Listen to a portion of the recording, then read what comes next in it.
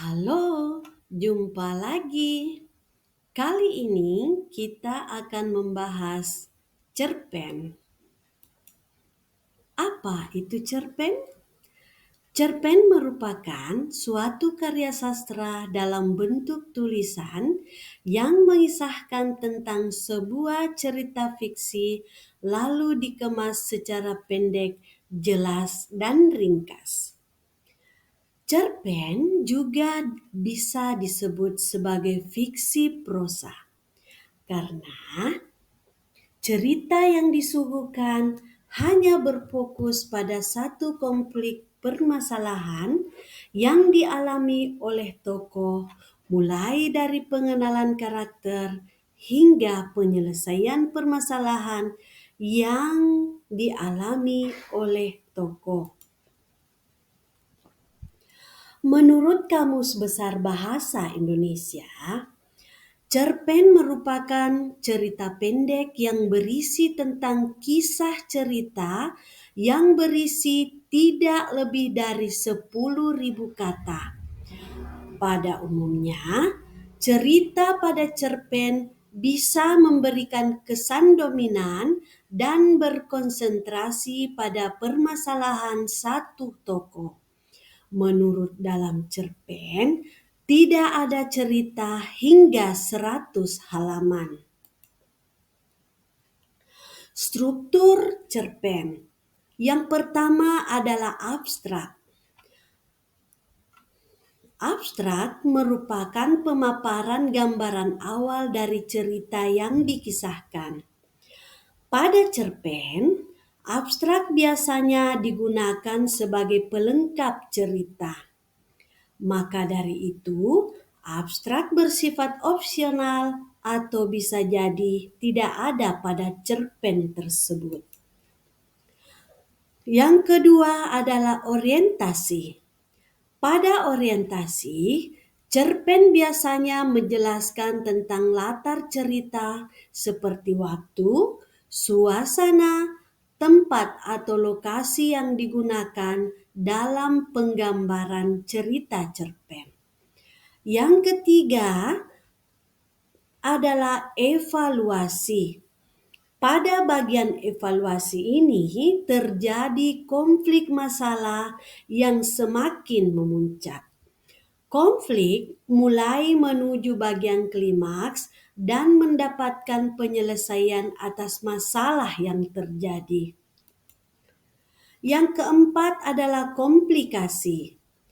Komplikasi menjelaskan tentang struktur yang berkaitan dengan pemaparan awal suatu masalah yang dihadapi oleh tokoh.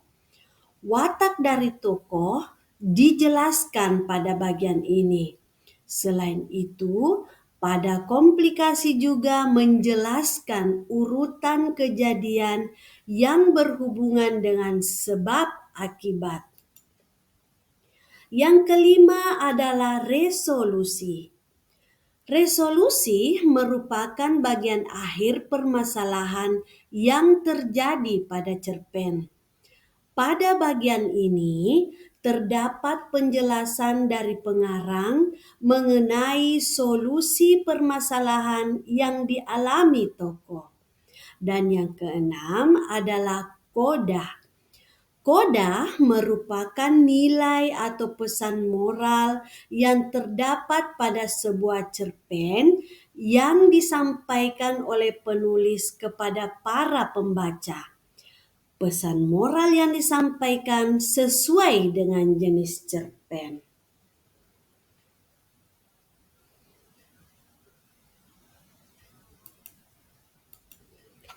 Fungsi cerpen yang pertama adalah fungsi rekreatif. Fungsi rekreatif yaitu sebagai sarana penghibur bagi para pembaca. Yang kedua adalah fungsi estetis, yaitu sebagai nilai estetika atau keindahan yang ada pada cerpen, sehingga memberikan kepuasan kepada pembaca. Dan yang ketiga adalah fungsi didaktif. Fungsi didaktif ini sebagai pemberi pelajaran atau pendidikan yang akan bermanfaat bagi para pembaca.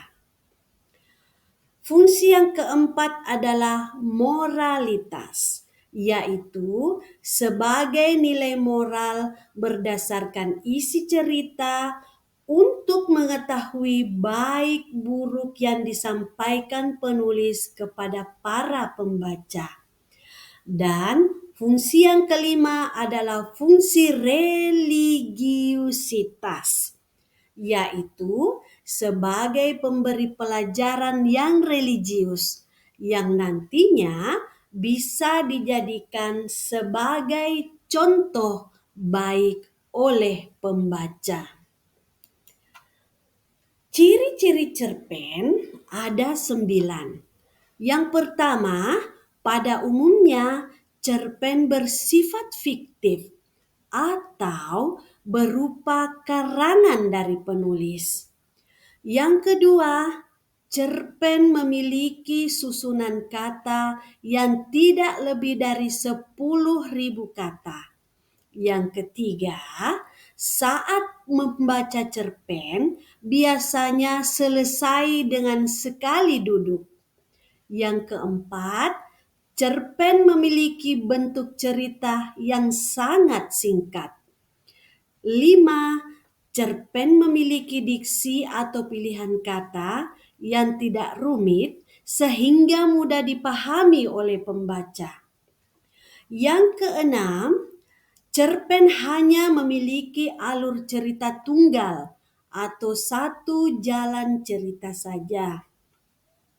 Yang ketujuh, kisah cerita pada cerpen biasanya berasal dari peristiwa dalam kehidupan sehari-hari. Yang kedelapan, karakter tokoh pada cerpen sangat sederhana.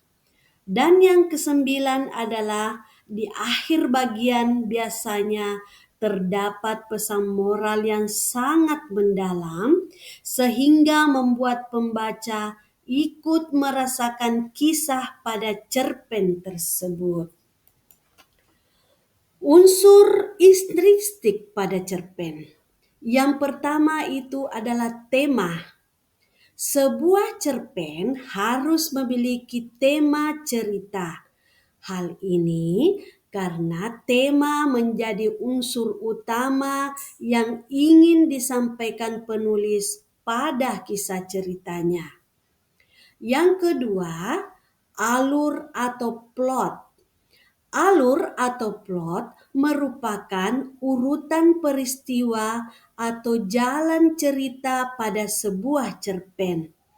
Pada umumnya, alur pada cerpen diawali dengan perkenalan, konflik, masalah, lalu penyelesaian. Namun, ada beberapa jenis alur cerita, yaitu alur maju, alur mundur, dan alur campuran. Yang ketiga adalah setting. Setting merupakan penjelasan mengenai latar atau tempat, waktu, dan suasana yang terjadi dalam cerpen tersebut. Yang keempat adalah tokoh.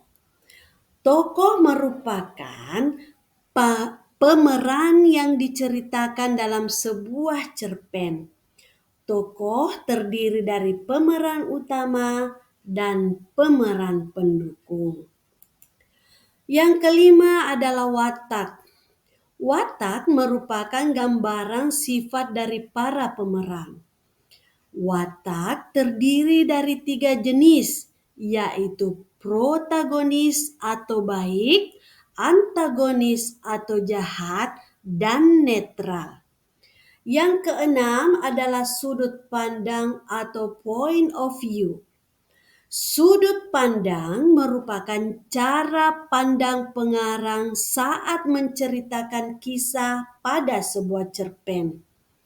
Sudut pandang dibagi menjadi 2 bentuk, yaitu sudut pandang orang pertama yang terdiri dari pelaku utama, yaitu aku merupakan tokoh utama. Dan pelaku sampingan, aku menceritakan orang lain.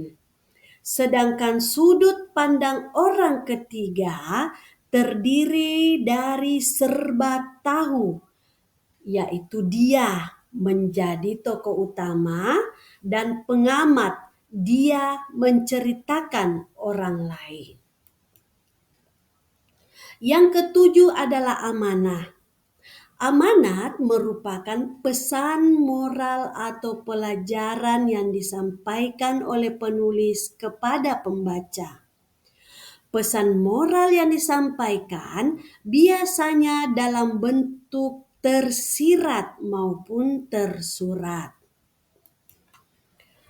Sedangkan unsur ekstrinsik pada cerpen, yang pertama terdapat latar belakang dari pengarang. Biasanya latar belakang pada kisah cerpen berasal dari pengalaman pribadi pengarangnya. Namun, tak jarang jika pengarang mengambil cerita dari kisah orang lain. Yang kedua, terdapat latar belakang dari masyarakat. Latar belakang dari masyarakat ini akan membantu berlangsungnya jalan cerita. Biasanya mempengaruhi isi cerita. Yang ketiga, terdapat biografi yang memaparkan biodata, riwayat hidup, dan pengalaman secara menyeluruh dan lengkap dari pengarangnya.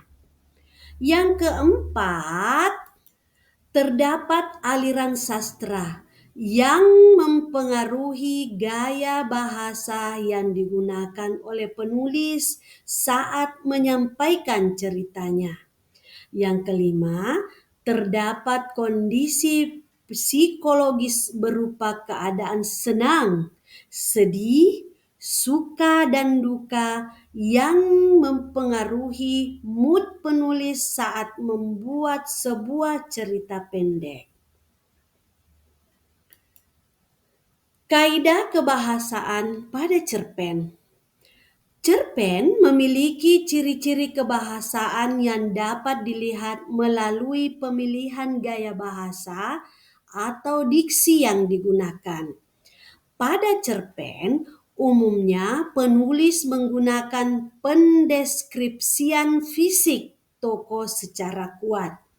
Hal ini akan membantu menggambarkan suasana yang tepat dan sesuai dengan ceritanya. Pada cerpen, menggunakan frasa adverbial atau kata keterangan yang membantu menunjukkan latar, tempat, atau waktu seperti di pagi hari, sore hari, atau di sebuah tempat pada peristiwa kejadian. Selain itu, menerapkan penggunaan kalimat langsung dan tak langsung atau berupa dialog. Dan cerpen juga identik dengan penggunaan kata-kata kiasan atau konotatif untuk menambah kesan keestetikan sehingga akan menambah nilai kepuasan para pembaca. Selain itu juga menggunakan kalimat informal maupun semi formal sesuai dengan peristiwa kejadian. Nah, itulah tadi pembahasan kita tentang cerpen. Terima kasih, sampai jumpa lagi.